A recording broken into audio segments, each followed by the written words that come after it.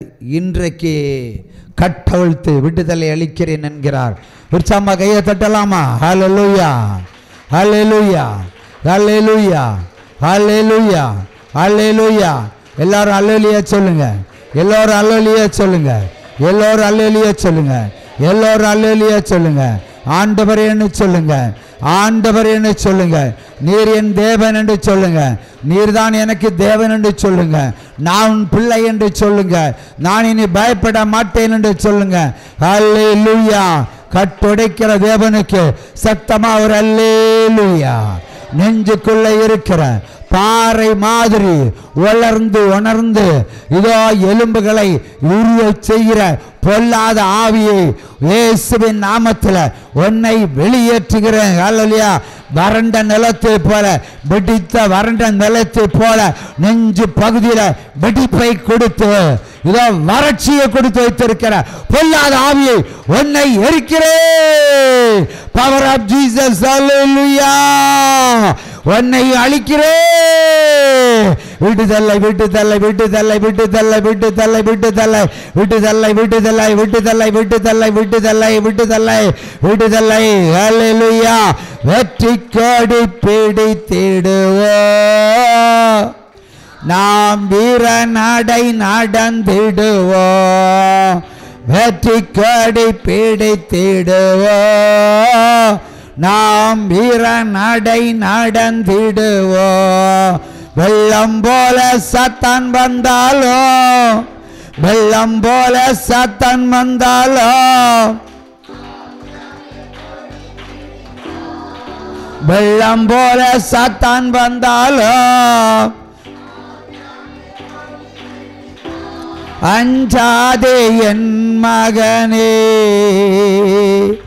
அஞ்சாதே என் மகனே.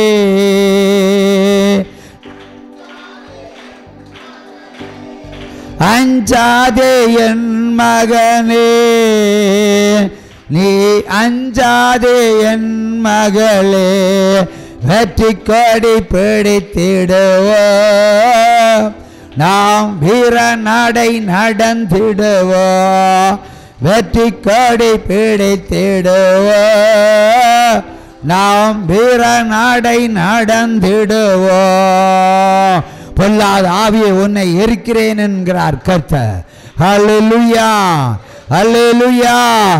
வறட்சியின் ஆவி, மரட்டாட்டத்தின் ஆவி, மெண்டல் டிப்ரெஷன் ஆவி இயேசு கிறிஸ்து நாமத்தில் மலைவாதைகள் 3 எல்லாவற்றையும் எரிக்கிறேன். நீ தேடினது நிமித்தம் வந்திருக்கிற துக்கத்தையும் கர்த்தர் நிர்மூலமாக்கி விடுதலை அளிக்கிறார். ஒற்றுமையா வல்லமையை தாகத்தோடு ஒற்றுமையா தாகத்தோடு காத்திருக்கிறோம்.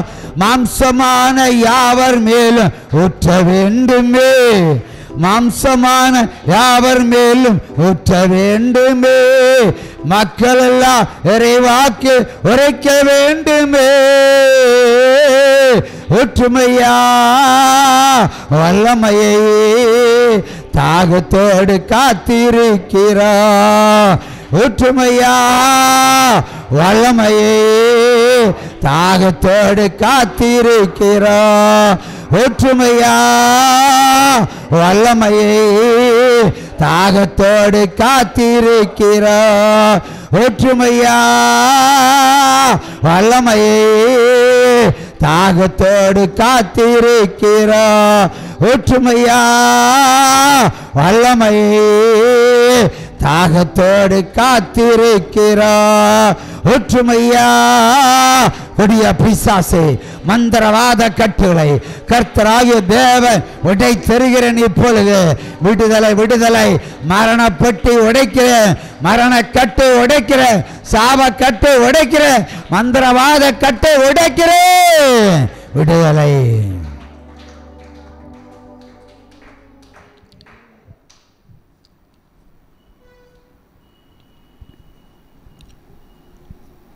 அல்லேலூயா, அல்லேலூயா. மறுபடியும் வேதவசனத்தில் ஒரு வேதவசனத்தை வாசிப்போம்.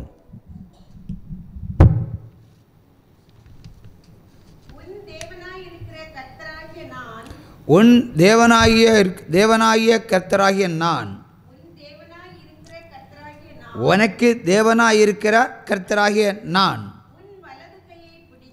உன் வலது கையை பிடித்து பயப்படாதே, நான் உனக்கு துணை நிற்கிறேன் என்கிறார். ஹல்லேலூயா. இப்போ கர்த்தராகிய தேவன், ஒரு அருமையான வேதவசனம். சென்னையில் கைவிடப்பட்ட நிலையில் நாங்கள் இருந்த பொழுது ஆண்டவர் பேசின வார்த்தைகள் இந்த ரெண்டும். நான் ஒரு வலது கரத்தை பிடித்து உன்னை கைவிட மாட்டேன் என்று சொல்லுகிற தேவன். வலது கரத்தை பிடித்தால் அவர் கைவிட்டுருவாரா? இப்போ நடக்க தெரியாத ஒரு சின்ன குழந்தைய ஒரு தகப்பனார் கையை பிடிச்சா கையை விடுவாரா? அது நடந்து ஸ்டெடியாகும் வரைக்கும் கையை பிடிச்சிருப்பார். எதுக்கு? பிள்ளை கீழே விழாமல் இருப்பதற்காக. ஆகவே நாம் அப்படி தான் அநேக பிரச்சனைகளால் கட்டப்பட்ட குழந்தைகளாக இருந்து கொண்டு இருக்கிறோம். சில விஷயங்கள் நடக்க தெரியாது, சில விஷயங்கள் பேச தெரியாது, சில விஷயங்கள் கீழ்ப்படிய தெரியாது. ஆனால் ஆண்டவர் என்ன சொல்கிறார்? பயப்படாதே, உனக்குள்ளே இருக்கிற தேவன் நான் தான். வலுகரத்தை பிடிச்சி வச்சிருக்கிறாரு, அதை பிடியை விட்டு போக முடியாது. அந்த பிடியை விட நினச்சா கூட அந்த குழந்தை என்ன செய்யும்? தகப்பனை கையை இருக்க பிடிச்சிருக்கும். அவை தேவன் விழாதபடிக்கு நடத்துவார். பள்ளத்தாக்கள் வந்தால் தூக்கி சுமப்பார், பள்ளத்தாக்கள் வந்தால் தூக்கி சுமப்பார். கடன் பாரங்களால் கட்டப்பட்ட நிலையில் இருந்த பொழுது கூட ஆண்டவர் ஒரு நாள் பேசினார், ஒரு கடன்காரனும் உன் வாசலில் பிரவேசிப்பதில்லை. சென்னை ஆவடியில் இருக்கும் பொழுது ஒரு எந்த குண்டாயுசமும் எங்களை தேடி வரல. ஹல்லேலூயா. வாசல் திறக்கப்பட்டு தான் இருக்கும். ஆவிக்குரிய வாழ்க்கையில் வந்த பொழுது ஆண்டவர் சொன்னார், எந்த மாம்சமான மனிதனிடத்திலும் உன்னை ஒழித்து கொள்ளாது என்று சொன்னார். அவை திறந்த வாசலை வைத்திருப்போம், ஆனால் ஒரு வரமாட்டார்கள். அந்த குண்டாயுசம் குரூப் எல்லாம் வரும்போது எல்லாம் அந்த கிரெடிட் கார்டு சமாச்சாரம் தான். 1 2 4 8 நிறைய இருக்குது. எல்லாமே கடனாளிகள். எதிரே வந்தால் கூட என்னை அவர்களுக்கு தெரியாமல் போய்விட்டது. கண்களை மறைத்து விடுவார். அந்த ஹவுசிங் போர்டுக்குள்ளே வந்தாலே அந்த ஒரு தெருவிலே வரமாட்டாங்க, எல்லாம் சுற்றிட்டு போயிடுறாங்க. அப்பப்போ தகவல் தெரியும், எப்படி எல்லாம் ஒரு வீட்டில் போய் தாலியே அறுத்துட்டு போயிட்டாங்க. அப்படிப்பட்ட நிலையிலும் கூட அந்த கரத்தை பிடித்து வைத்து விட்டு, நான் உனக்கு துணையின் கேடகமாக நிற்கிறேன். கேடகம் என்று சொன்னால் தற்காப்பு. யுத்தம் ஒன்று நடக்கிறது என்று சொன்னால் ஒருவன் வெட்டி போட்டால் கேடகத்தை வச்சு தடுத்து விடுவாங்க. நமக்கு கேடகம் யார்? கர்த்தர். துணை யார்? கர்த்தர். துணையும் கேடகமாக இருக்கிற நம்முடைய தேவனாகிய கர்த்தர். ஹல்லேலூயா. அவை அந்த தேவன் நமக்குள்ளே இருக்கும்போது நம்ம பயப்பட வேண்டிய அவசியம் இல்லை. அவை பயப்படாதேன்னு சொல்லுகிறார். அவர் இருக்கிறேன்னு அவர் இருக்கிறாருன்னு ஒத்துக்கிட்டால் நம்ம பயப்படக்கூடாது. ஆனால் பயப்படுத்த வேண்டிய ஒரு சூழ்நிலை பிசாசனம் கொண்டு வருவான், பயங்கரமாய் கொண்டு வருவான். ஒரு முறை நாங்கள் ஸ்ரீமங்காடிலே அங்கே தங்கியிருந்த ஒரு 3 நாள் தங்கி இருக்க வேண்டிய நிலைமை இருந்தது. அப்போ சொந்த ஊருக்கு வரவில்லை, சொந்த ஊர் வரவில்லை. அப்பொழுது ஒரு மந்திரவாதி எனக்கு ஃபோன் பண்ணுவான், வேண்டிய நண்பன் தான் ஃபோன் பண்ணுவான். அவன் மலையாளத்தில் தான் சொல்லுவான். அவன் சொல்லுவான், ஜேபி, என்ன ஃபுல் பேர் சொல்ல மாட்டான், ஜேபி, நீ விட வரான் பாடில்ல, எனக்கு 2 கொச்சுகள் உண்டு, 2 கொச்சுகள் உண்டு, நீ வந்தால் அவர் தீர்த்து கட்டும். ஸ்ட்ரைட்டாக அப்படி அடிக்கிறான். அப்போ ஒரு திகிலும் கலக்கம் நமக்குள்ளே வர ஆரம்பிச்சுது. திகிலும் கலக்கம் வர ஆரம்பிச்சுது. பயம் வருது. ஏன்னா 2 கொச்சுங்கள் உண்டு, 2 கொச்சுங்கள் கிடக்கு, நீ உயிரோடு இருக்கணும், நீ விட வரான் பாடில்ல. அப்போ என்ன வரான் பாடில்ல கேட்டால், ராத்திரி குண்டாயுசவும் போலீஸ்காரர்களும் கம்பம் தடியோடு வந்து இந்த பில்டிங்கை வந்து தேடிட்டு போகிறாங்களாம். இந்த பில்டிங் இல்லை, அப்போ செட்டுக்குள்ளே டார்ச் அடிச்சுலாம் தேடுறாங்களாம். நானும் பயந்தோம். யாருக்குன்னே 4.25 லட்சம் ரூபா கடன் உண்டு சென்னையில் அக்காலத்தில். அவங்க ஏதோ போலீஸ் கேஸ் கொடுத்து வந்தாங்களோன்னு அந்த பயம் திகிலுமா இருந்தது. இவன் ஒவ்வொரு நாளும் ஃபோன் பண்ணி சொல்லுவான், என் ஃபோனில் தான் பேசுவான், என் ஃபோனை அவன் வீட்டில் தான் வச்சுருந்தேன். ஒவ்வொரு நாளும் பயமுறுத்துறது அவனுக்கு வேலை. பயமுறுத்தி வந்தால் தீந்தானி உன்னை தூக்கிட்டு போகணும். அப்போ நின்ற பொண்டாட்டியும் பிள்ளரெல்லாம் அனாதையாக போகும். அவர் வருந்த வேகத்தான் நோக்கும்போது ஒன்றை கொத்து புரோட்டா இட்டு களையும். இப்படி பயமுறுத்தி ஒவ்வொரு நாளும் காலையிலையும் மாலையிலையும் சொல்லுவான். சாயங்காலம் எனக்கு போகிறாது, நான் இங்கே ஃபோன் போட்டு கேட்பேன், இன்றைக்கி யாராவது வந்தாங்களா? இன்னும் ராகுல் வந்து விடிய காலம் வந்து பயமுறுத்துகிற சம்பவங்கள். நம்முடைய சத்துருக்கள் நம்மளை பயமுறுத்தத்தான் பார்ப்பாங்க, நம்மளை கலங்க பண்ண பார்ப்பாங்க. கடைசியில் 3வது நாள் 4வது நாள் முடிஞ்சு நான் ஊருக்கு கிளம்புறேன். இனி எதாக இருந்தாலும் ஃபேஸ் டு ஃபேஸ் என்ற ஒரு நிலைக்கு தள்ளப்பட்டேன். எதாக இருந்தாலும் சந்திப்போம் என்று சொன்னேன். சொல்லிட்டு வரும்போது என்னுடைய மாமியார் வந்து அழுவா, போகாதீங்க.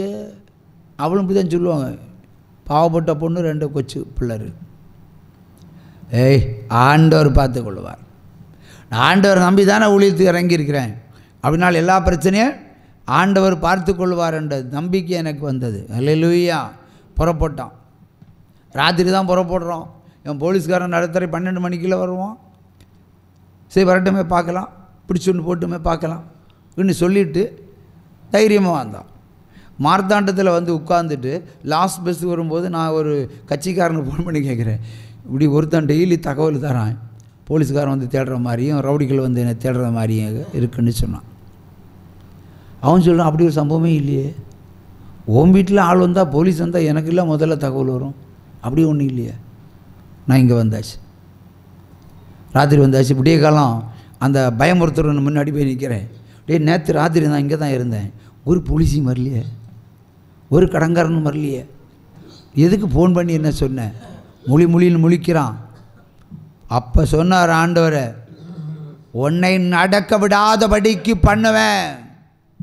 வார்த்தை, நீ இந்த இடத்துல இராமல் போவாய், நான் இருப்பேன்னு சொன்னேன்.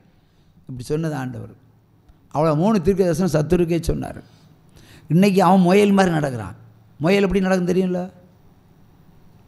பிரதர்? முயல் எப்படி நடக்கும்? நல்லா ஓடும், நடக்கிறது மெல்ல மெல்ல நடக்கும்ல. 2 கையும் வச்சு 2 காலும் வச்சு முயல் மாதிரி தவழ்ந்து நடக்கிறான். அவன் இல்லை, இப்போ நான் இருக்கிறேன். உச்சம கையை தட்டுங்க. இருக்கிற இடத்தை அழித்து விட்டார். அவை சத்துரு நம்மை முழுங்க பண்ணினாள், நம்முடைய தேவன் நமக்குள்ள இருந்து சத்துருக்களை அழித்து வேரோட பிடுங்கி எறிவார். உற்சம கையை தட்டுங்க. ஆகவே பயப்படாதேன்னு அவர் எளிமையாக சொன்னாலும் 1 கோடி அர்த்தம் இருக்குது. அதில் பல ஆயிரம் அர்த்தங்கள் இருக்கிறது. எங்கேயும் கைவிட மாட்டார். எப்பேற்பட்ட பிரச்சனைகள் எப்படிப்பட்ட வழிகளில் வந்தாலும் அவர் சொன்னவர் செய்து முடிப்பார். உற்சாகமாக கையை தட்டுங்க. யாக்கோபின் தேவன் என் தேவன், எனக்கென்றும் துணையவரே.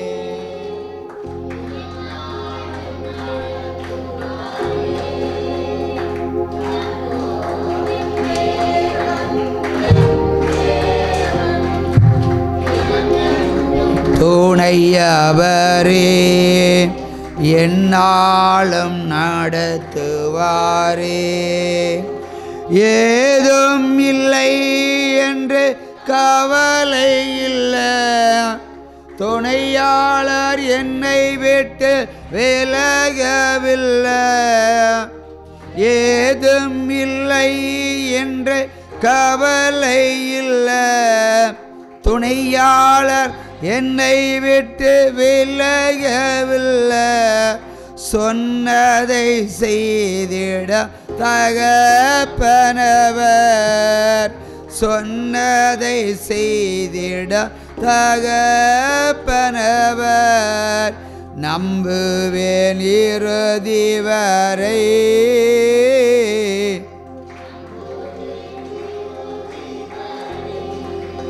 அல்லேலூயா. நம்புவேன் இறுதி வரை.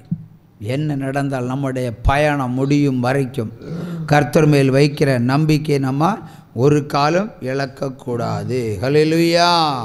வாசிப்போம் ஒரு வேத வசனத்தை. ஹல்லேலூயா. கலாத்தியர் 3ஆம் அதிகாரம் 10வது வசனம்.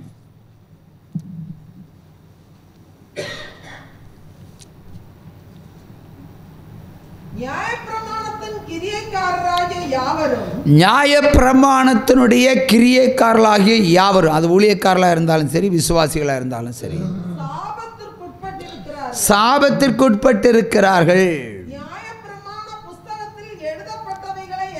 நியாயப்பிரமாணத்தில் எழுதப்பட்டிருக்கிறவைகள் எல்லாம் செய்யத்தக்கதாக, அவைகளில் நிலைத்திராதவன் எவனோ அவன் சபிக்கப்பட்டவன். வேத வசனத்தில் நம்ம நிலைத்து நிற்க வேண்டும். பைபிள் வசனத்தின்படி நம்ம என்ன செய்யணும்? நிலச்சி நிற்கணும். பயப்படாதேன்னு சொன்னால் நம்ம பயப்படக்கூடாது, நிமிர்ந்து நிற்கலாம். அப்போ நம்ம முன்னாடி கர்த்தர் நிற்கிறாருன்னு அர்த்தம். கைவிட மாட்டேன்னு சொன்னால் கைவிட மாட்டார், கையை பிடிச்சிருக்கிறாருன்னு அர்த்தம். நீதியின் வலக்கரத்தால் உன்னை தாங்கி இருக்கிறேன்னு சொன்னால் அவர் தாங்கி இருக்கிறாருன்னு அர்த்தம். அல்லேலூயா.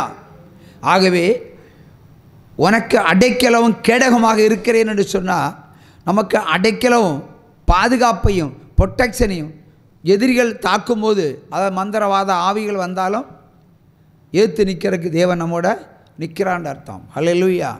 ஆனால் நம்ம அந்த வசனத்தில் நிலைத்தராவிட்டால் நம்ம ஒரு துன்மார்க்கன் ஆகிடுவோம், நம்ம சபிக்கப்பட்டவனாக மாறிவிடுவோம். நீதிமனாய் வாழணும்னு நினச்சிங்கன்னா வசனங்களுக்கு நீங்கள் செவி கொடுக்கப்பட வேண்டும். அல்லேலூயா. உற்சாகமா கையை தட்டலாம். அல்லேலூயா, அல்லேலூயா, அல்லேலூயா. எரேமியா 42:22 கூட வாசிப்போம். 42:22.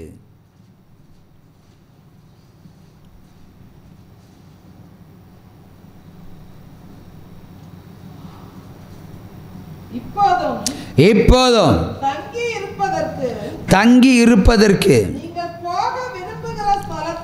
நீங்கள் போக விரும்புகிற ஸ்தலத்தில்